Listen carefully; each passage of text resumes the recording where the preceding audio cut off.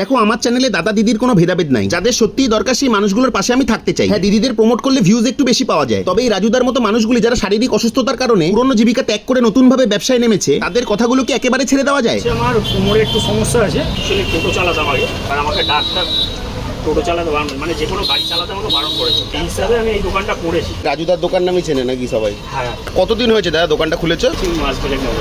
পিঠাই পরোটার সাথে কি দাও? ঘুগনি আছে, ঘুগনি আছে, আর ডিম সিদ্ধ খেলে ডিম সিদ্ধ, আর ডিমের অমলেট নিলে 10 টাকা করে দিচ্ছি আপাতত। পিঠাই পরোটা কত টাকা শ? এটা আমারটা 15 টাকা সহ, 150 নিলে 20 টাকা, ঘুগনি মুড়ি কত করে দাও? 15 টাকা প্লেট, আর ঝুড়ি ভাজা দিয়ে নিলে 20 টাকা। আপাতত মোটামুটি যতক্ষণ মাল আছে ততক্ষণ আমি আছি। তরকারি এখন তো শুধু ঘুগনি দাও, পরে আলুর দমটা করার ইচ্ছা আছে নাকি? পরে আলুর দম হবে আর ডিম কষাটা বাড়বে একটু যদি।